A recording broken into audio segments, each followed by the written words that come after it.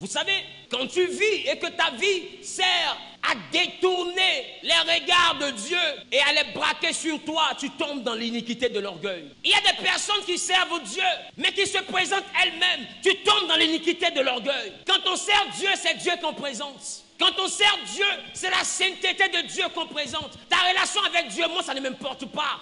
Apprends-moi à marcher avec Dieu. C'est ce que je veux voir. Apprends-moi à me rapprocher de Dieu. Que ton message me donne l'envie d'aimer Dieu. Que ton message me donne l'envie d'aller plus loin avec Dieu. Ce que toi, tu fais comme miracle, comme grâce. L'excellence de ta prédication, ce n'est pas seulement ça que je regarde. C'est qu'est-ce que tu me dis? Est-ce que tu m'apprends à me rapprocher de Dieu?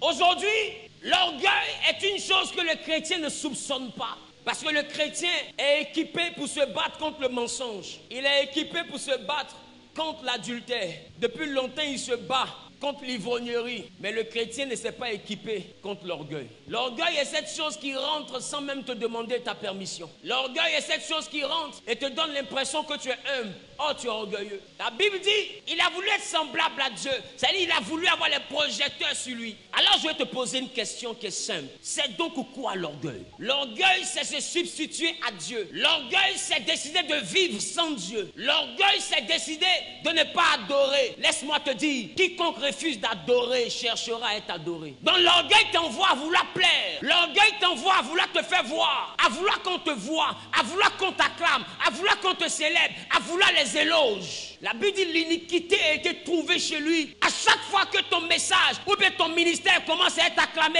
il y a une chose qui tue les hommes de Dieu. C'est qu'eux-mêmes, ils sont d'une humilité humaine. Mais ce qu'ils ne savent pas, le fait d'accepter que des personnes te disent que tu es le meilleur prédicateur, c'est de l'orgueil. Tu ne peux pas être le meilleur prédicateur. Je vous ai toujours dit ici, le piano ne se joue pas de lui-même. Je vais même choquer quelqu'un. Est-ce que tu sais que dire à quelqu'un, demain on se voit au plateau, c'est de l'orgueil? Et on te demande, c'est sûr, hein? Et puis tu lui réponds, c'est sûr. Maintenant ma question, qui possède la clé de demain? C'est toi ou c'est Dieu? Quelqu'un qui apprend le chemin de l'humilité doit toujours dire par la grâce de Dieu, on se voit au plateau demain. Parce qu'il comprend qu'il ne peut pas voir demain en dehors de Dieu. Il comprend que si Dieu n'a pas décidé, demain ne va pas arriver. Il comprend que si Dieu dit que sa vie s'arrête aujourd'hui, sa vie s'arrête aujourd'hui. Donc il ne peut pas prendre l'engagement d'avoir un rendez-vous ferme avec toi demain. Son rendez-vous passe par l'accord de Dieu. Il sait que c'est Dieu qui est la source de sa longévité, qui est la source de sa protection, qui est la source de ce que le rendez-vous sera possible. Sans Dieu, il ne peut pas te voir demain. Et lui, il ajoute Dieu dans tout ce qu'il fait. Par la grâce de Dieu, je te donnerai ton argent. Par la grâce de Dieu, on se verra. Tu atterris à quelle heure? Par la grâce de Dieu, nous atterrissons à 18h. Si Dieu le veut, nous atterrissons à 18h. Apprends à mettre Dieu dans ce que tu fais. Et tout ce que tu fais doit dépendre de la volonté de Dieu. Ne prends plus d'engagement ferme, parce qu'aucun homme n'a le monopole de son temps. Il y a des gens qui sont sortis le matin et qui ont dit à leur famille, je m'en vais, je reviens. Il est parti, il n'est plus revenu. On les a appelés pour dire, il y a eu accident, il y a un mort, c'est ton mari. Dis avec moi, l'orgueil. L'orgueil.